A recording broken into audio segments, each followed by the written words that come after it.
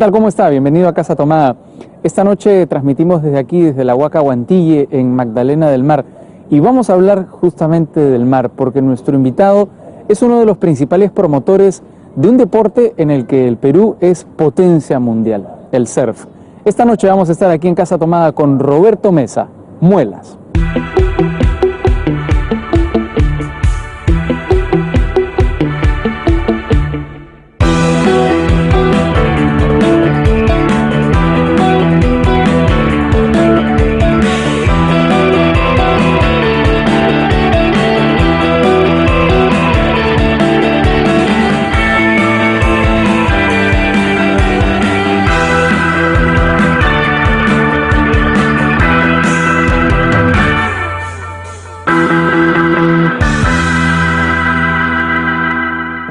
¿Qué tal? ¿Cómo están? Esta ventosa noche de domingo nos acompaña aquí en la Huaca Huantille mi buen amigo Roberto Mesa, Muelas. ¿Qué tal? ¿Cómo estás, Muelas? ¿Qué tal, Raúl? Acá muy bien, viniendo al programa, poder compartir un poco la experiencia.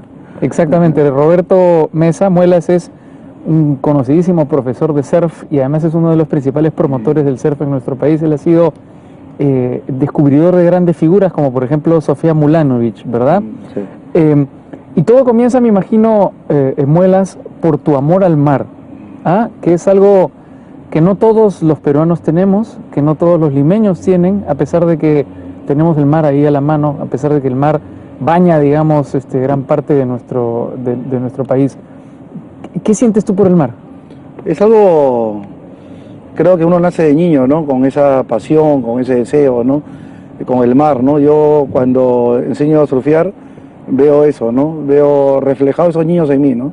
O esos niños o niñas, ¿no? Que quieren realmente disfrutar del mar, ¿no? Y transmitir esa experiencia a ellos es lo que hace que uno tenga sentido, ¿no? Con el mar y las olas, ¿no?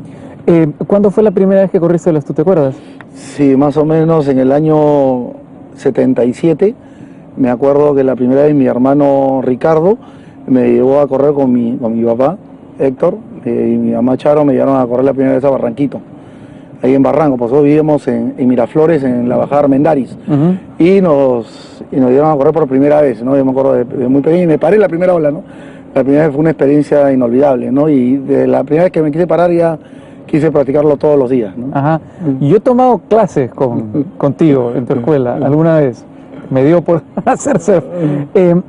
Y recuerdo la sensación de ponerse de pie encima de la tabla y de bajar la ola, que es una sensación que no se puede repetir, ¿no? Porque tú estás, digamos, de alguna manera domando el mar, domando el agua, ¿no? ¿Qué recomendarías tú a las personas que quieren aprender a correr olas?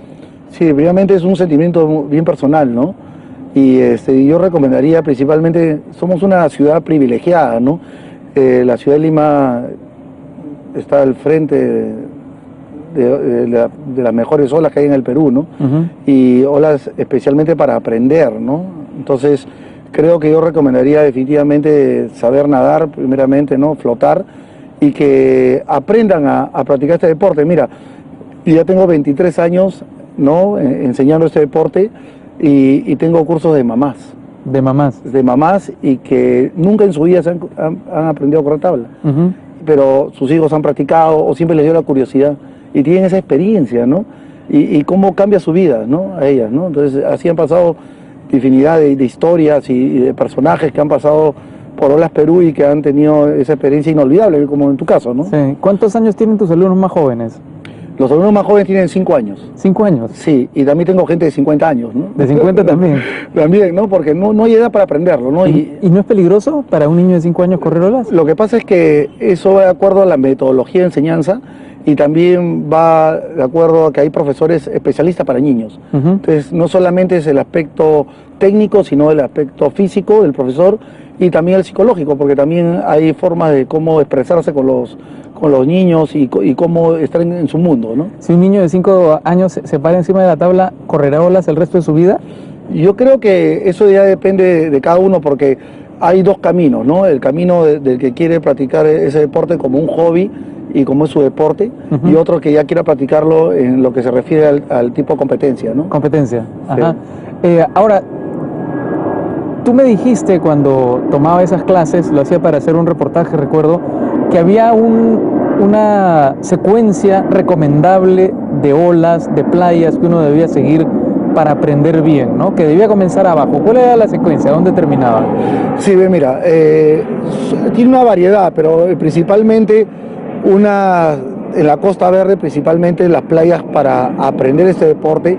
Lo ideal son playas de arena, ¿no? Barranquito es la ideal, pero ahora se convirtió en piedra, ¿no? Pero está la playa de los Yuyos, donde está la Marina también, que es de arena, que es buena para aprender. Macaja es un lugar lleno de escuelas de tabla y también bueno para aprender el oleaje. Y después ya las playas del sur, ¿no? Como las playas de San Bartolo, Cerro Azul, que son lugares ideales, ¿no? Para aprender, ¿no? Después ya si vamos un poco más hacia el norte y viajamos un poquito más, estaba la playa de Bermejos, está Los Órganos, Máncora, sí, que son playas ideales para aprender y para... Que son olas formadas y son más pequeñas. Correcto, así es. Entonces son olas nobles, podríamos decirlo de esa forma, y eso hace de que el aprendizaje se haga de forma adecuada, ¿no? Ajá. ¿Y hasta dónde se llega? Lo más difícil, lo más alto es Pico Alto. Sí, claro, ese es el tema ya principal. Después ya pues vas a las playas del sur, donde puedes correr Playa de la Isla, puedes correr Puerto Viejo, puedes correr Punta Roca, y un poquito más agresivo, corres Peñascal, ya te vas acercando a Pico Alto, corres con Tiki y ya puedes ya ir a correr Pico Alto, ¿no? Y ya es digamos, ya es lo más alto, la adrenalina más alta que puede tener un tablista en el agua. ¿Cuánto, ¿no?, puede medir una ola de Pico Alto? De los 5, de lo más grande puede tener hasta 8 metros, ¿no? 8 metros de alto. Sí, pero ya los últimos 15 años atrás tuve la oportunidad de descubrir olas en la zona de Hilo, en Moquegua.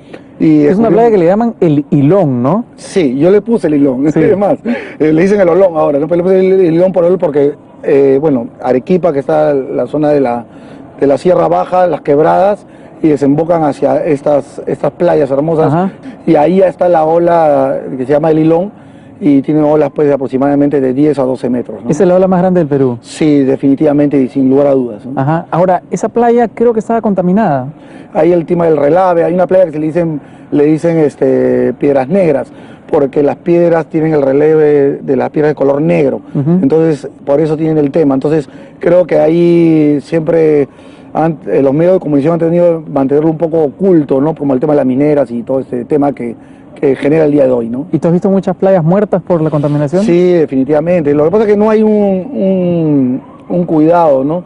La gente está pensando en el crecimiento del lugar, de la zona, pero no está pensando en el cuidado natural de las playas que tenemos. En otros países construyen muelles, construyen cosas para formar las olas. Ya. En el Perú destruyen las olas, ¿no? Ah, sí, se destruyen las olas, en el Perú no se cuidan las olas. Sí, es el caso de la Costa Verde, del tercer carril, o sea, el alcalde de Castañeda. Es un tema muy delicado, ¿no? Sí. Pero es la verdad, ¿no? Él es de Chiclayo, pero no está viendo las consecuencias, ¿no? Son 3 carriles. La última foto que se ha visto es una gente bañándose en las piedras y el carro pasando casi a 3 metros. Entonces, eso trae consecuencias. Y es la playa donde los peruanos han sido campeones mundiales. Claro. Entonces, es como que en el Estadio Nacional, no, en el arco haga un hueco y que el futbolista quiera meter gol y que justo caiga la pelota al hueco y no pueda entrar al arco. No tiene ningún sentido, claro. Claro, no tiene lógica un poco. ¿Pero ¿no? por qué? Porque no nos respetamos nosotros nuestro medio ambiente, no nos gusta el mar, no lo queremos. Sí, yo creo que las personas que vivimos en el mar somos las personas que están más, digamos, son las personas que podían hablar y comentar del lugar, ¿no? O sea, porque la tabla es la imagen del deporte el día de hoy. Entonces, campeones mundiales por equipos, Junior, Open, campeones mundiales de Felipe Pomar del 65, Sofía Mulanovich, Javier Huarcaya, Maguela Rosa, estamos hablando de Piccolo Clemente, el actual campeón mundial de Lombo. Entonces, ¿cómo no? ¿Por qué no practicarlo, no? Y apoyar algo que es la imagen del deporte, del país. Y hay muchos jóvenes que están corriendo olas, hay muchos chicos que comienzan a seguir, digamos, la estela de las personas que has mencionado. Sí, yo creo que sí, porque yo creo que son buenos ejemplos, ¿no? Y buenas personas, ¿no? No solamente en el ámbito de los jóvenes, sino en el ámbito empresarial también, mucha gente que son gerentes o dueños de las empresas y practican ese deporte, ¿no? A veces no son tan conocidos como los futbolistas, ¿no? Sí. Que es la fama, ¿no? El espectáculo. La tabla es un tema más perfil bajo, ¿no? Entonces, nosotros no nos exponemos, porque somos gente que, no sé si decirlo más sabia, y de repente no nos exponemos a esos capítulos, ¿no? Y nuestro tema es nuestra relación con el mar. Pero sí, muchos jóvenes, el día de hoy, a lo que viene tu pregunta, están saliendo a practicar este deporte. Antes estaban un poco cohibidos, ¿no? Con la tabla, medio raro, había la historia del que eran los fumadores, fumones, que llevaban drogas. Es lo que te iba a decir. Estuvo muy involucrado por muchos años, pero el día de hoy ya no, porque son comunidades, son grupos. Sí. Ahora, como te comentaba antes, los colegios, como trabajamos en el colegio Markham, en el colegio Roosevelt, ¿no? En el colegio Cambridge, entonces son colegios donde ya grupos van trabajando, ¿no? Muchos años atrás la gente iba a las playas y de repente se fumaba un pito de marihuana ahí, y la gente ha ido trabajando con esa gente y diciéndoles, oye, señores, claro, está mal lo que están haciendo, ¿no? O sea, vayan a su casa y ahora ya tú vas a una playa y estás tranquilo, vas con tu familia. Porque esa era la imagen, ¿no? Digamos que el surf estaba asociado a la marihuana. Pero yo te confieso que cuando me metí en aquellas clases que tomé contigo, remando, digamos, contra las olas para tratar de tomar las primeras, yo no fumo y me di cuenta claramente de que un fumador no podía, y seguramente un marihuanero menos, ¿no? O sea, ¿qué es lo que te quiero decir? Sofía Mulanovich y las personas que has mencionado son deportistas de alta competencia, no son personas que van a divertirse solamente. Entonces, tienen que cuidar su cuerpo, ¿verdad? Por supuesto, ahora el deportista es un atleta al día de hoy, ¿no? Entonces nosotros nos cuidamos mucho, ¿no? Nos levantamos temprano, hacemos deporte y ahora ese es el ejemplo que ha dejado, nosotros llamamos el fenómeno Sofía. Por eso en mi escuela de olas Perú, el 80% son mujeres. Y el 20% son hombres. ¿En serio? La mayoría son mujeres, increíble. Sí, y es alucinante porque la historia nos habla, ¿no? Yo siempre he escuchado la madre emprendedora, luchadora, que saca adelante a sus hijos, y cuando tú ves las niñas corriendo y uno como entrenador comienza a ver esas virtudes de la mujer peruana, ¿no? La lucha, el reto, ¿no? Y ves que son dedicadas, o sea, hay concentración, hay dedicación, ¿no? Entonces dices, caramba, ¿no? Te da la razón la historia, ¿no? ¿Qué se necesita para ser un buen surfer? ¿Necesitas algún tipo de constitución física especial? No, o sea, en realidad hay biotipos, ¿no? Digamos, ¿no? Que tienes que tener, pero es como decir, podemos hablar del tenis de Jaime Izaga, ¿no? Era pequeño, pero era muy habilidoso, ¿no? Pero también, de hecho, tienes que tener una medida de 1,80 m, digamos. Sofía era chiquita, ¿no? Sofía medía 1,65 m, ¿no? Digamos, ¿no? Pero era súper hábil en las olas, ¿no? Duró poco tiempo, su carrera, el campeonato mundial, casi 11 años, ¿no? Y estuvo entre los 5 primeras durante casi 5 años, pero, de hecho, el biotipo es importante. ¿Tiene que ser grande para correr olas o es preferible ser pequeño? No, para algunas cosas de pequeños es bueno, ¿no? De repente meterse al tubo, ¿no? Claro. De repente, ¿no? Tu habilidad más pequeña te hace para una cosa buena y para otra, ¿no? Pero yo creo que los brazos largos, el tamaño también ayuda bastante a desenvolverte. Pero también eso, nosotros hablamos mucho de que los campeones no nacen, sino se hacen. Se van formando. Se van formando. Entonces eso depende mucho del entrenador o la persona que hace un seguimiento, ¿no? Para lograr al biotipo de la persona que necesita para cierto tipo de ola, porque hay olas grandes, olas chicas, olas medianas, olas tubulares. Entonces hay diferentes características. El fondo del mar es de arena, es de reef, es de coral. Entonces eso son variaciones y depende de donde tú vivas, tú te desarrollas un tipo de ola. Entonces cuando vas a correr en el mundo a otras olas, entonces ahí comienza a variar un poco y tienes que adaptarte. La situación es como dar el ejemplo de Kelly Slater, el 11 veces campeón mundial. Kelly Slater nació en Cocoa Beach, un lugar que hace que no hay olas. O sea, cuando hay, digamos, huracanes, hay olas en Miami. Entonces tienen que ir a correr la gente, ¿no? Y es cuando la gente de la ciudadanía se corre, los surfistas van al mar. Van al mar, es lo contrario. Entonces, Kelly Slater nació en esas playas, ¿no? En Cocoa Beach. Y él, bueno, viajó por el mundo, ¿no? Hawái, California, y se comenzó a formar en otros países, ¿no? Y el día de hoy, pues bueno, tiene 45 años y ha sido campeón del mundo hace muy poco, ¿no? Sí, circuito mundial, ¿no? Sí. O sea, imagínate. O sea, ya está pelado, entonces. Creo que en el deporte mundial no hay un personaje que haya logrado 11 títulos del mundo como ni Jordan, no el básquet, pero haya logrado Kelly Slater, ¿no? Claro, increíble. Vamos a hacer una pausa, muelas, y cuando regresemos vamos a seguir hablando de este deporte que es tan apasionante porque está vinculado al mar, que es el surf. Regresamos aquí en Casa Top.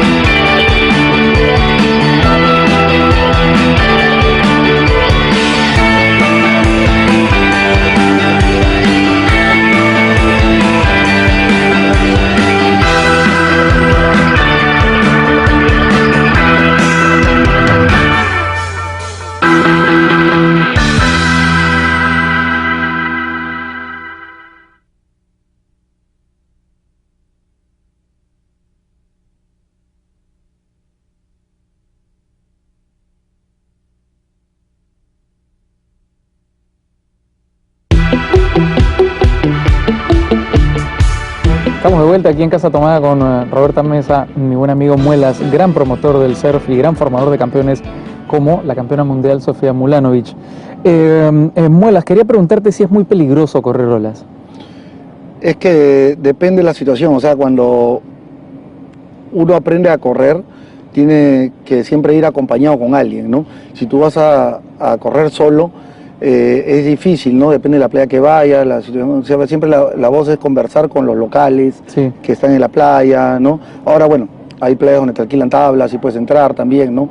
Pero siempre lo más importante que yo recomendaría es entrar con alguien, ¿no? Que te Ajá. pueda orientar un poco. ¿A ti te sirvió para superar algún miedo a aprender a correr olas? Sí, definitivamente. Yo creo que cuando me preguntaste al inicio, cuando aprendí a correr olas, yo me acuerdo que cuando yo tuve 5 años, yo me caí un segundo piso de cabeza. Imagínate. Y bueno, mi papá se enteró y yo vivía en la Avenida La Paz. Vivía al costado de la casa del Gaucho, ¿no? Cisneros, Sí. de aquella época, ¿no? Y mi papá se fue, agarró en el carro, en el Camarón y me llevó a la clínica. Estuve bastante tiempo. Es más, podría decirte de que estuve casi 5 años sin aprender a leer, a retener las palabras. Ajá. Y estaba en un colegio especial que me ayudaba. Y después de 5 años ya mi mamá comenzó a llevarme a un grupo cristiano, ¿no? Y me comenzaron a ayudar, ¿no? Pero los doctores nunca daban una respuesta de cuándo yo iba a volver, ¿no? Cuándo iba a reaccionar. Yo era un chiquito que yo jugaba en el Parque Melitón Porras en Miraflores. Sí. Y de repente jugaba para mi equipo y de repente se me cambiaba el chip y metía gol en contra. Ajá. Tú sabes, cuando eres uno chico, los chicos son malos, pues, ¿no? Claro. Entonces, mi hermano mayor se terminaba peleando con los grandes, y tu hermano, mira lo que ha hecho, y la gente hablaba ya mal, ¿no? Entonces ya, yo era un chiquito normal, tenía ese tipo de cosas, ¿no? ¿No? Entonces, de reacciones, ¿no? Entonces no era igual, yo era un chico normal, ¿no? Entonces, en este grupo cristiano comencé a ir, y a los 10 años un día agarré el periódico, comencé a leer, y lo que no aprendí en 5 años lo aprendí en 2 semanas. Ajá. Y volví a ser un niño normal. ¿Y en ese proceso de qué manera te ayudó el surf? El surf totalmente, o sea, encontré, digamos, mi hábitat, mi lugar, o sea, mi núcleo era el agua, el mar, ¿no? Yo iba y, es más, en esa época, cuando me pasó el accidente y todo, y un día me escapé de mi casa, con mi almohada y mi biberón. O sea, yo tomé biberón, y aunque en la televisión podemos decir esto, 5 años me pasé tomando biberón, porque era un niño que no era normal. Ya. Y tomaba 8 o 10 biberones diarios. Y en esa época me escapé, yo vivía arriba de la Armendáriz y bajé a Barranquito. Y la policía me encontró jugando en la arena de Barranquito, donde yo aprendí a correr cuando tenía 10 años. O sea, tú sentías que esa era tu casa, más que la casa de la Avenida La Paz. Entonces, imagínate, un niño de 5 años que se desaparezca de su casa, baje toda la bajada de Armendáriz Sí. y lo encuentre en la playa de Barranquito, en la arena jugando, la policía. ¿Por qué es eso? Porque el mundo de la tabla genera una familiaridad, una camaradería. Sí, yo creo que es una familia, ¿no? Yo creo que es un grupo pequeño, ha ido creciendo el deporte también, ¿no? Antes, cuando recién se empezó todo este deporte, pues con Carlos Oñil Arco en 1938, cuando trajo la tabla al Perú, entonces generó todo eran pocos los que se conocían, pues, ¿no? Eran vecinos, conocidos, amigos. Sí. Es más, el día de hoy yo puedo ver a la gente y ver gente que corre y que nunca le he visto. ¿No? Entonces eso quiere decir que el deporte ha crecido. Yo cuando empecé a correr más o menos bien, conocía a todos los que estaban, ¿no? Me iba a Manco y conocía a la gente, ¿no? Me iba a Trujillo y conocía a la gente. No, ahora no hay forma, hay mucha gente ahora, ¿no? Hay demasiado, entonces se ha popularizado el deporte, ¿no? Sí. Antes comprabas una tabla y era carísimo, ¿no? Ahora te puedes comprar una tabla entre 3 y 4 y puedes jugar, Sí. como comprar una pelota de fútbol. Ajá. Entonces ahí te das cuenta un poco las diferencias de los temas, de los estratos sociales que no... ¿Y son muy solidarios los tablistas? Es decir, por ejemplo, si tú te estás ahogando, es casi una regla no escrita que el tablista te ayude. Totalmente, o sea, un tablista es un salvavidas por naturaleza. O sea, muchos casos hemos suplido... Cuando no había salvavidas eran los... No, estamos los salvavidas, porque el más grande. Pero está muy lejos. No llega, no alcanza Claro. las olas, porque no están acostumbrados a ese hábitat de oleaje, de resistencia. Tú No has tienen- salvado a muchas personas. Sí, claro, muchas, o sea, a Playa de la Herradura hemos sacado gente, Máncora, un día grande también, en campeonato mismo hemos tenido que ayudar a la gente y los salvavidas no se metían. Ya. No porque no están capacitados para ese tipo de oleaje, ¿no? No todos, no quiero generalizar, pero sí son muy pocos de repente los salvavidas en el Perú que tienen la capacidad de entrar en olas muy grandes y poder sacar personas. Además, uno de los surfers más famosos de todos los tiempos era un salvavidas hawaiano, ¿no? Sí, así se llama Eddie Aikau. Este gran salvavidas es famoso porque él salvó la vida de varios en un barco que se había hundido, que estaba al frente de la costa, ¿no? Y cuando salvó varias personas y regresó nuevamente a salvar otras personas más, ¿no? Y cuando fue ya no regresó. Se quedó, digamos, se Ya, ahogó él. Claro, pero el hecho es que cumplió parte de su misión, ¿no? Sacrificó su vida. Su vida por los en demás, el ¿no? cumplimiento de esa misión, claro. Sí. ¿Y tú mismo has estado a punto de ahogarte? He estado cerca de ahogarme. Sí, yo creo que Pico Alto es una de las olas más agresivas que hay en el Perú, de las más grandes, y he sentido un par de oportunidades no tener el aire, ¿no? Así, porque además, eso es una cosa que no se entiende. No es solo que estás debajo del agua, sino que la ola te comprime. Correcto. Te hace botar el aire, ¿no? No, aparte estás en un... Te estás dando vueltas. Es como una, o sea, a veces explicamos como estar en una lavadora, ¿no? Te da para arriba, para abajo, para la derecha, para la izquierda, para los lados. Entonces, estás en una turbulencia que no es de no acabar y a veces duras 20 segundos. 20 segundos y no sabes dónde es arriba, dónde es abajo. Y a veces puedes pasar 2 olas arriba. Imagínate. ¿Eso te ha pasado alguna vez? Sí, claro. Y he tenido la sensación que digo, ya bueno, ¿no? O sea, está bien, está bueno, ¿no? Pero yo digo que esa época donde corríamos esas olas grandes éramos machos. Ya. Porque nosotros corríamos así, como veníamos, con la tabla, a veces sin pita, ¿no? A correr las olas grandes, o como venga, ¿no? En cambio, ahora, no es por menospreciar a los demás, pero ahora corren con chalecos, ¿no? Chaleco, con chorcito, con chaleco. Entonces ahora sí, y hay unos chalecos especiales Que te sacan. que son Patagonia, que son especiales, que solamente están a prueba de investigación, ¿no? Y que los jalas y te inflan y te sacan afuera. Ah, sí. Claro, si tú estás en la profundidad y de repente sientes que ya estás en un tipo blackout, Sí. te jalas el gancho y te lleva para arriba. Ajá. Entonces te da esa facilidad. Entonces, y bueno, eso no había en mi época, ¿no? Y es cierto que una vez tú estabas corriendo en Pico Alto y tu tabla terminó en la herradura. Sí, estaba corriendo en Pico Alto y mi tabla terminó en el silencio. En el silencio. En la herradura. Igual es una distancia grande, ¿no? Sí. Justo estaba en esa época Fernando Buroncle y César Aspía, dos amigos míos, y mi tabla era una Dick Brewer roja. Y tenía una cola que la termina que se llama Diamond Tail. Dick Brewer es se llama Richard Brewer, Sí. no es uno de los mejores shapers del mundo, ¿no? Y él, El shaper es el que hace las tablas. claro, claro, el fabricante de tabla. Entonces, él, de las 15 tablas que hace, una que a él le parece buena la pinta roja, Ya. y mi tabla era roja. Ajá. Entonces reconocieron mi tabla, que se la estaba en un pescador en el silencio. Yo estaba nadando al fondo del mar, ¿no? Y me acuerdo así como si fuese ayer, nadé casi unos 10 minutos, ¿no? Y en el camino me encontré con mi amigo Titi de Col. Y me subí a su tabla, ¿no? Como que estaba un poquito... Yo ya venía nadando del Club Regatas como casi un año, ¿no? Ya. Preparándome físicamente a lo que venía, ¿no? Y Titi me dice, no, tranquilo, falta poco. Entonces yo miré y dije, bueno, falta poco, y había nadado 10 minutos, ¿no? Ya. Y me sentía bien, ¿no? Y solté la tabla de Titi y me fui nadando hasta la orilla, ¿no? Ujú. Y cuando estaba ya a la orilla de Pico Alto casi había una turbulencia de corrientes.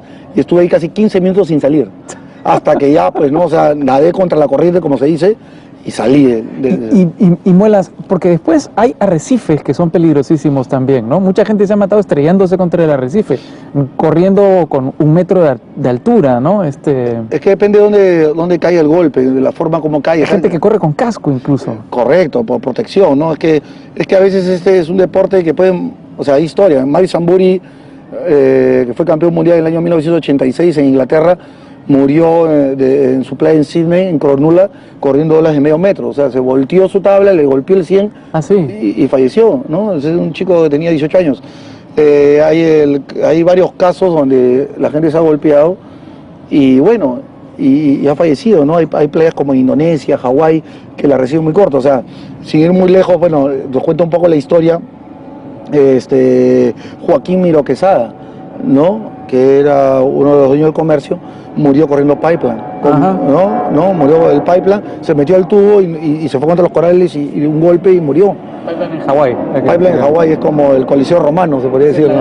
La gran playa, sí. La gran playa, entonces dominar la ola, ¿no? Entonces, hay cosas que pueden pasar, ¿no? Pero uno tiene que tratar de medir, ¿no? Entonces, por eso es bien importante cuando uno aprende este deporte, que alguien te lo explique de una manera adecuada y que te enseñe los pasos adecuados, Sí. ¿no? Para que tú no tengas, o sea, cuando más sabes, más arriesgas, porque quieres tener más arrojo, ¿no? Y Ya. quieres más experiencia, más adrenalina, pero tienes que saber dónde medirte, ¿no? Ujú.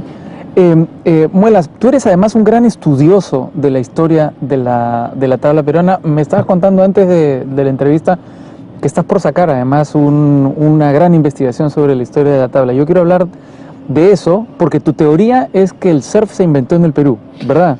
No necesariamente, porque no podemos decir que... Tan tajantemente no se puede decir. Claro. Pero tiene muchos años el surf en el Perú, siglos en el Perú. Correcto, o sea, en la era moderna, digamos, podemos decir que Hawái son los pioneros, ¿no? Los primeros, digamos, en el arte de surcar olas, ¿no? Pero definitivamente los pre-incas, a través del caballito de Totora o el tup en el idioma moche, ellos también tenían una relación con el mar, ¿no? Uh-huh. Bueno, es un tema polémico, es un trabajo más de 20 años de investigación y hemos hablado con arquitectos, con arqueólogos, o sea, con antropólogos, o sea, con diferentes tipos de personalidades, historiadores, ¿no? De este tema, ¿no? Vamos a hablar de ese tema después de la pausa aquí en Casa Tomada. Regresamos con Roberto Mesa, Muelas.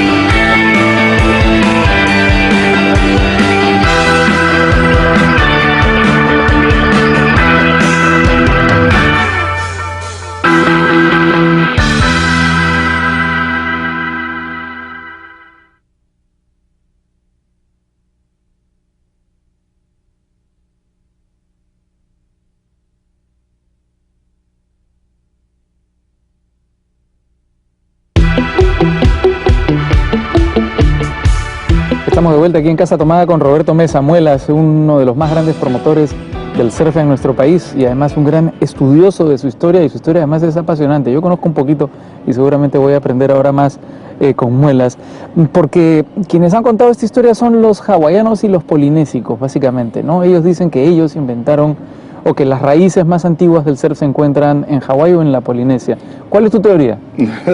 No es mi teoría en realidad, pero sí es lo que a través del trabajo de investigación hemos podido descubrir, ¿no? En el caso de la Polinesia, ellos se autonominan pues los primeros en el arte de surcar olas porque tienen una embarcación que se llama el Outrigger Canoe, que es una canoa, pero necesita 6 personas para navegarla, ¿no? Uh-huh. Y esta se encuentra en una piedra que se llama la Pita. Uh-huh. Y en esa piedra está la incrustación de esta embarcación, ¿no? De esta Outrigger Canoe, ¿no? Los hawaianos en su era moderna, ¿no? Porque fueron de Polinesia hacia Hawái, y en su era moderna fueron los hawaianos los que inventaron la tabla con el tema del Duque Kahanamoku, sí, que fue campeón olímpico de natación, ¿no? De 4x2, 4x4, y fue el que impulsó el renacimiento del surf en Hawái. Pero nosotros tenemos nuestra historia, ¿no? Entonces ahí viene lo bonito, ¿no? Porque los pre-incas ya con la embarcación, que es el tup o el caballito de Totora, ellos ya se hacían a la mar y tenían 2 tipos de embarcaciones. Uno que era el de recreo de juego, que era más chiquito, yeah, y era como de 3 almas, ¿no? De 3 bastos, como se dice en la época, ¿no?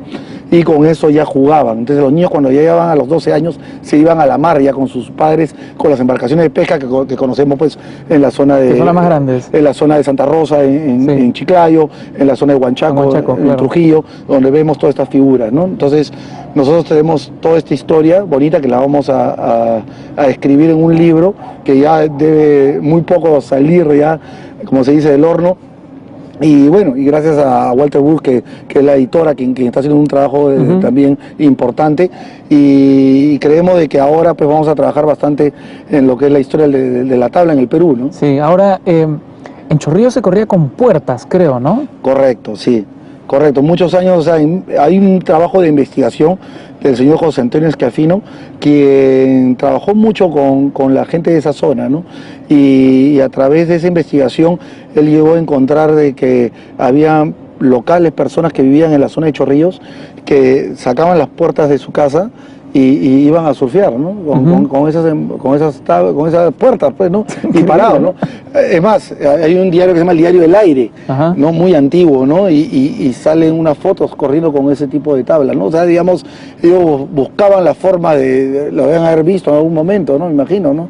Para tener esa necesidad de sacar la puerta y llevarla al agua, ¿no? Ajá. ¿Tú no has tratado con una tabla de madera, digamos, no sé si una puerta, pero... Sí, sí, con madera sí, ¿no? ¿Sí? O sea, hay las primeras tablas de madera que se hacían en Hawái, se llama la alaya. Ujú. Y ese tipo de madera alayas se surfean también porque tienen como un cóncavo abajo que te permite correr las olas, pero tiene que ser bien habilidoso para correr ese tipo de tablas, ¿no? Ajá. Más como que fueron casi los inicios en Hawái con ese tipo de modelo de tabla, podríamos decirlo, ¿no? Ese es el del renacimiento de la tabla, ¿no? Correcto, así es el Renacimiento. Y bueno, y hay varias historias, ¿no? que podríamos contar de Hawái, ¿no? Pero definitivamente el Perú... Y en Hawái, perdóname, ¿la tabla era un deporte de reyes? Sí, deporte de reyes porque cuenta la historia en Maui, es una leyenda que cuenta que el que se hacía rey de aquella época era el que dominaba más las olas. Ah, Entonces, nosotros cuando corremos olas, a veces tenemos un tipo de parada, ¿no? Entonces, digamos, el que se para con el pie derecho atrás es regular. el regular. Y el que se para con el pie izquierdo es Goofy. El Goofy, Entonces sí. yo cuento esto mucho a los niños, ¿no? Como una leyenda, como una historia bonita, ¿no? Porque en la historia de Hawái cuenta eso. Entonces el que dominó una vez eso, se enfrentaron dos personas, ¿no? En la isla de Maui. A quién dominaba la isla, quién era el rey de la isla. Ajá. Entonces cuenta esta historia hawaiana de que el que ganó lo hacía de forma natural. El regular. La regular, que le dicen regular acá, pero en otros países dicen natural foot, Ajá. ¿no? En forma natural, como en Hawái o en Australia. Y el que no lo hizo bien, ¿no? El que quedó en segundo lugar, era Goofy, que significa torpe. Ya, claro. Entonces de ahí viene un poco esta historia. ¿Tú ¿no? eres regular o Goofy? Yo soy regular. Regular. Yo también. Claro, Kelly Leite regular, Sofía Molano es regular. Estamos bien. Muélale. Piccolo Clemente regular. Bueno. Pero dentro de esta historia hay un nombre que no se puede evitar, digo, dentro de la historia de la tabla en el Perú. Hay un nombre que no se puede evitar, que eres el de Carlos Doñí, ¿verdad? Por supuesto, Carlos Doñí Larco. Carlos Doñí Larco. Claro, su papá era Enrique Doñí, quien vino a reorganizar con 9 personas más el ejército peruano, ¿no? Y vino desde Francia. Un francés. Y, sí. y fue fundador de la Escuela Militar de Chorrillos en 1909. Ajá. Entonces, y su mamá era María Larco, que era trujillana. Y tuvieron su único hijo, que era Carlos Doñí. Doñí, trabajaba en su negocio de su papá en Nueva York. Sí. Y fue quien formó el primer club de surf en Perú, que es el Club Waikiki, El Waikiki, que sí. era el 15 de diciembre de 1942. Eran unas chozas, nada más al comienzo, unas Claro, esteras, lo que pasa es que en esa época, como cuando trajo la tabla, él guardaba, había unos guardianes ahí, en esa zona que eran los baños de Miraflores antiguamente. ajá. Y Benjamín Moscoso, la familia Moscoso, era encargada de esos baños. Ya. Después, Carlos Doñí se volvió un regidor de deportes de la municipalidad de Miraflores. Entonces le dieron en concesión ese lugar al costado de los baños de Miraflores para formar lo que es el día de hoy el Club Waikiki. Ajá. Y entonces ahí sale la primera generación de surfistas peruanos con Doñí. Que además, Correcto. por dicho sea de paso, la historia completa de Doñí es fascinante porque además era famoso como playboy, era una persona que, ¿no? Que vivía bien la vida. ¿Ah? Sí, muchos han hablado de él, pero era un cultor de su cuerpo. Sí. En todo sentido. En todo sentido, y un ejemplo, ¿no? Porque yo creo que después hablábamos un poco de Felipe Pomar, de su estructura física, ¿no? Hasta ahora, ¿no? Y Héctor Velarde, o sea, gente de la época, Claro. o sea, eran atletas. Felipe Pomar fue campeón mundial peruano, En ¿no? 1965. Y yo he visto fotografías de él en algún reportaje y sigue siendo, ¿cuántos años tendrá? 60 y... Sí, 67. Y es fibroso, es una persona que no tiene un gramo de grasa, es impresionante, ¿no? El Sí, físico. es un hombre dedicado a la vida sana, ¿no? Ajá. Yo, justo la próxima semana llega Felipe y tengo mucha comunicación con él y es un cultor, ¿no? O sea, tiene muy claro cómo mantener su cuerpo, cómo alimentarse de la manera adecuada y es un ejemplo a seguir, ¿no? Ajá, no te había preguntado cómo es que Doñi trae la tabla al Perú. Carlos Doñí trae la tabla porque él jugaba polo Ya. en Nueva York y justo el equipo francés, él era francés también, no, mitad francés, mitad peruano, viaja a Hawái, necesitaban un jugador para jugar polo, entonces lo invitan a Felipe, a Carlos Doñí a formar parte del equipo de polo de Francia, a jugar en Hawái, en la isla de Honolulu. Entonces juega ahí y en esa época el más famoso era el Duque Kahanamoku. Y lo conoce el Duque Kahanamoku, todo, y conversan y todo, pero era una persona muy ocupada. Y su brazo derecho el duque Cajanomoco le enseñó a correr a Carlos Doñín la primera vez, pero su instructor, se puede decir su profesor, era Rabbit Kekai.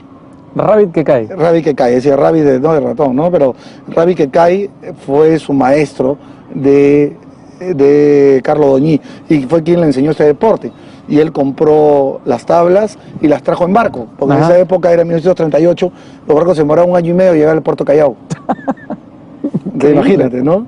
Y eran pues tablas que pesaban pues 40 kilos, pero cuando se llenaban de agua pesaban casi 100. Increíble. Entonces, eso es lo que pesaba una tabla de surf. Claro, una tabla de cuadernas, ¿no? Sí. ¿no? Entonces, de madera, y no tenían quillas. ¿Con esa sí no has corrido? No, tenían abrazaderas de bronce adelante, ¿no? En la punta, cuando te caías te No agarraba. tenían quillas. No tenía quilla, ¿no? En esa época. Recién George Downing, en 1953, trajo la primera tabla con quilla. ¿Esas originales eran más grandes que una longboard? Sí, era más grande que una longboard, ¿no? Sí, me llegaban entre 12 y 15 pies, ¿no? Increíble, ¿no? Más o menos un promedio de 4 metros, ¿no? La tabla, ¿no? Entonces, era realmente una tarea titánica. Titánica. Es más, en la época, cuando trajo la tabla, existían los tableros. Cuenta en la época que los tableros eran las personas que estaban fuera del agua. Cuando corrían la ola y se les iba la tabla y no la podían agarrar con esa abrazadera de bronce, se iba la tabla hasta la orilla y el tablero recogía la tabla. Ajá. Y la llevaba de nuevo hacia donde estaba el corredor, ¿no? Y hacía ese trabajo. Eso ha cambiado mucho con la fibra de vidrio, ¿no? Las tablas ahora, ¿de qué son? Son de fibra de vidrio, De fibra ¿no? de vidrio, así es. El material es un foam con diferentes tipos de fórmulas. Sí. Ahora hay epóxico también, que es un material más liviano, pero sigue siendo con lo mismo. Lo que hay mucho trabajo de investigación el día de hoy es con el tema de las quillas de la tabla, ¿no? Aerodinámico, ¿no? Sí. Bueno, no aerodinámico, no, sino acuadinámico. Acuadinámico, exactamente. Acuadinámico, claro, mucho es el tema, ¿no? Pero el deporte ha ido evolucionando, ha ido mejorando y nada, y eso es lo que trae este bendito mar peruano, ¿no? Ajá. Vamos a hacer una última pausa y vamos a regresar aquí en Casa Tomada con Roberto Mesa Muela.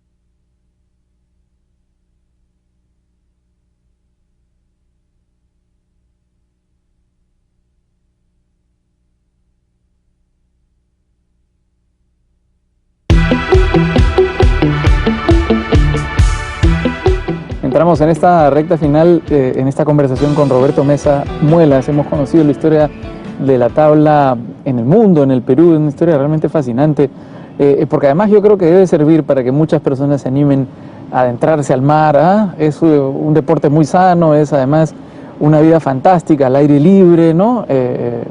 Realmente yo lo recomiendo mucho, yo no lo he seguido desafortunadamente, pero lo recomiendo mucho. Porque además es un deporte que nos ha traído muchísimos éxitos, ¿verdad? Correcto. El primero fue Felipe Pomar, ¿verdad? Correcto. ¿Ese en qué año fue? Ese fue el 17 de febrero de 1965. En el 65 Felipe Pomar fue campeón del mundo. Correcto. Uno de los primeros campeones del mundo que tuvo nuestro país. Sí, yo creo que el primero, ¿no? Porque hay todo un tema ahí que en Australia el año anterior, en Sydney, Miguel Farley fue el primer campeón mundial, pero son un tema muy ahí tenemos que hablar más tiempo, ¿no? Pero Felipe Pomar, definitivamente la Federación Mundial se formó en Perú, las reglas de juzgamiento se hicieron en la casa de Pancho Vice. ¿En serio? Sí, ¿no? Entonces... O sea, así de importante ha sido el Perú para el surf. Claro, el primer presidente de la Federación Mundial fue Eduardo Arena Costa. O sea, eso no hay discusión. El primer secretario fue Luis Caballero. Ajá. No, el primer campeón mundial fue Felipe Pomar. Las primeras reglas de juzgamiento las hizo Pancho Vice en su casa. O sea, eso no hay discusión, ¿no? Ese es un legado increíble, un aporte al deporte mundial, ¿no? No solamente del Perú, ¿no? Pero da la impresión de que hubo un momento entre ellos, que son, digamos, los pioneros, y tu generación en el que, digamos, la la tabla no tuvo, digamos, la misma presencia, ¿no? Lo que pasa es que todos los materiales, todo lo involucrado venía del extranjero, digamos. Y era muy caro. Y era muy caro en esa época. Entonces era gente de élite que podía tener Sí. la opción a eso en ese momento, pero ya en el año 72, cuando ya en el 68 hay el golpe militar, ¿no? Sí. ¿No? Todo este 69. tema, ¿no? Entonces ya en la época de Belaúnde, ¿no? De Belaúnde a Velasco, a sí. Velasco, en esa transición, entonces los materiales no se podían importar, Ya. era mucho más difícil. Entonces digamos que hubo igual la práctica de este deporte, pero no hubo la difusión con la que se debió. También empezaron a regir Eduardo Arena el Campeonato Mundial del 65 hasta el 72 y de ahí dejó Ya. de hacerlo. Y después, ya casi en el 78, la Federación Mundial, que es ahora la ISA, que es la International Surfing Association, retomó esos temas, ¿no? Entonces se volvió de nuevo. Entonces el Perú volvió, digamos, a la historia recién a partir del 80, 82, De acuerdo. 84. Entonces, y esa fue mi época, yo soy del 85 al 95. Ajá. Digamos, yo cuento mi historia ahí, ¿no? Ujú, porque tú has sido profesional también. También, claro, también he competido en la época con Maki Block, Maguela Rosa, hemos competido en el circuito mundial y bueno, y al final fue una época dura, ¿no? Porque era una época que tus papás eran tus auspiciadores, Sí. te pagaban todo. Ahora es y, mucho ¿no? más profesional. Totalmente, porque yo creo que la Federación Peruana de Tabla está haciendo un buen trabajo el día de hoy con el incentivo, ¿no? de apoyar a los deportistas, las empresas privadas también, hay un apoyo muy grande. Aparte la imagen del deporte también es importante destacar en los jóvenes, ¿no? Entonces toman como ejemplo una Sofía Molano, ¿y quién no va a tomar ejemplo a Sofía, ¿no? Claro. Una persona muy sencilla, muy humilde, entonces, caramba, Ha estado aquí en Casa Tomás, sí. da gusto poder seguirla, ¿no? El caso de Piccolo Clemente, un chico que su papá es francés, su mamá alemana, muy sencillo, muy simple. Entonces, eso es lo que hace Anaí, ¿no? a Analí Gómez, ¿no? Anaí. De la negra, ¿no? Entonces, podríamos hablar de inmensidad de tal vez Javier Huarcaya, podríamos hablar del mismo Felipe Pomar, gente muy sencilla y son ejemplo para nuestra juventud, ¿no? Ujú. Y vale la pena seguirlos, ¿no? Ahora, Perú ha sido campeón del mundo de surf. ¿Qué sentiste ese día? Wow, fue alucinante. Pues, ¿no? O sea, 2010 fuimos campeones mundiales Open, 2011 campeonato mundial Junior. El año pasado fuimos campeones, 2014 campeones mundiales nuevamente. Ajá. En la categoría Open, ¿no? Una alegría, ¿no? Porque creo que es una alegría general, ¿no? Para todos los que estamos atrás, ¿no? Del deporte de la tabla, ¿no? Digamos, de las personas que entregan las licras en el campeonato, de las personas que venden sus productos ahí, porque eso también genera un negocio, ¿no? Pero a la misma vez crea una pasión, que lo que uno hace tiene sentido en la vida, Sí. ¿no? En lo que uno apuesta y cree, lo hace. Es una cosa importante de destacar. Yo me acuerdo cuando Sofía tenía 10 años y hablábamos y yo le decía que iba a ser la campeona del mundo. Y ella me decía, yo tengo 10 años, ¿cómo se te ocurre decirme que yo voy a ser la campeona del mundo? ¿Cómo sabes tú? Ajá. Le digo, ¿no? Le digo, yo creo que sí. Si tú crees que vas a lograrlo, vamos a lograrlo juntos, le dije, ¿no? Ajá. Si tú lo crees, vas a lograrlo tu objetivo. Pero tienes que creerlo, le dije, ¿no? Ese fue el primer paso. Bueno, es que nos cuesta creer que podemos ser potencia mundial, ¿no? Totalmente, ¿no? Y igual, mira, yo soy una persona, me encanta el fútbol, soy de la Alianza Lima, me gusta ver los partidos, pero a veces da pena, ¿no? Pero ¿qué pasa? No hay formación, no hay liderazgo. O sea, tú vas a ver los partidos de fútbol y es alucinante. Ajá. Entonces ahí es un tema de formación, de dirigencia. No hay líderes, Sí. no hay dirigentes en el fútbol que sepan manejar bien Porque esa no, etapa. porque no es arriesgado decir que el Perú es una potencia mundial de surf, ¿verdad? Totalmente, totalmente. Y la En imagen. en este mismo momento es una potencia mundial. en el surf. Totalmente, totalmente. Mira, sin ir muy lejos, esta historia yo hace unos años atrás tuve una entrevista con Fox Sport, Ujú. con Miembro. Sí. Y cuando salí me dio el espacio, por decirte, de 40 minutos para hablar en Fox Sport. Ajá. Y el arquero de la U, que juega en la U, que ha trabajado en la selección, que ha sido arquero de la selección, me decía, oye, a ti te han dado más espacio en Fox Sport que a mí, que yo he sido campeón sudamericano. Ah, Ibáñez. Ibáñez, Ajá. ¿no? Ibáñez me decía eso. Entonces conversábamos así, ¿no? Entonces, la tabla es importante, ¿no? En el Perú. Es más, hace poco hablé con ESPN y están esta semana acá en Perú. Ya. Y ellos les ha parecido increíble el Perú, qué tan arriesgado está con el surf Ajá. y con la tabla, que otros deportes, que en otros países. Ujú. Entonces es un impacto mundial, no es un impacto que yo lo vengo diciendo, lo vengo proclamando, ¿no? Sino que ya hay entidades mundiales, organizaciones que ya ven al Perú con el deporte de la tabla, es parte de tu cultura, de tu lugar. Sí. No te quiero distraer mucho más tiempo, Muelas, porque tú me has contado que te vas a dormir temprano siempre, a las 9 de la noche. ¿Ah? Intento, sí, duermo Porque te temprano. despiertas, ¿es cierto, todos los días a las 5 de la mañana para ir a correr olas? Sí, me encanta. Esa hora ¿Esa es porque- tu rutina? Sí, aparte a las 5 de la mañana hay una hora que se llama la hora azul. La hora azul. O sea, son pocos minutos donde está azul. Ajá. Y a esa hora es alucinante. Esa es la mejor hora para correr. Claro, o sea, ves la hora azul, ¿no? Oye, ¿y es cierto que en el mar se encoge? Sí, a veces, ¿no? La ropa, ¿no? Totalmente. Bueno, muchísimas gracias por haber venido aquí a Casa Tomada. Ha sido un gusto hablar de esto, ¿no? De este tema que a mí me parece tan fascinante, que es el surf, que es cierto que se está promocionando mucho, pero que ojalá se promocione mucho más y se democratice mucho más, ¿no? Y llegue mucho más a las zonas humildes. Eso puede ser una tabla incluso de salvación para algunas personas. Totalmente, o sea, hay casos como la zona de Alto Perú, la zona de Ventanilla, y tú vas a estar en contacto con ellos y su gente que ha formado sus propias asociaciones. Ajá. Y nada, o sea, comprarte una tabla te cuesta 300 soles de segunda y con eso pueden correr 3 personas, 4 personas, o sea, pueden compartirla. Y no hemos hablado mucho de asociaciones, además de surfers, que hacen un gran trabajo humanitario como Prison Surfers, que van a las prisiones, Sí. y Christian Surfers, ¿no es cierto? Sí, correcto, y van a buscar a los surfistas que están con problemas, a predicarles la palabra de Dios y mostrarles valores, principios, porque a veces esos son los olvidados, ¿no? Sí. A veces nadie quiere ir a la prisión, nadie quiere ir a la cárcel, nadie, ¿para qué? O sea, qué horrible, ¿no? Hay gente que va, yo he ido a veces con gente de la cárcel y me dicen, nunca más me lleves. Ya. Pero ahí donde las papas queman es donde esa gente olvidada necesita un poco de esperanza, ¿no? Ujú. Bueno, muchísimas gracias nuevamente por haber venido aquí a Casa Tomada. Un gusto, como cada vez que hablamos. Muchas gracias a ustedes por acompañarnos esta semana aquí en Casa Tomada. Nos volvemos a encontrar el próximo domingo. Permiso.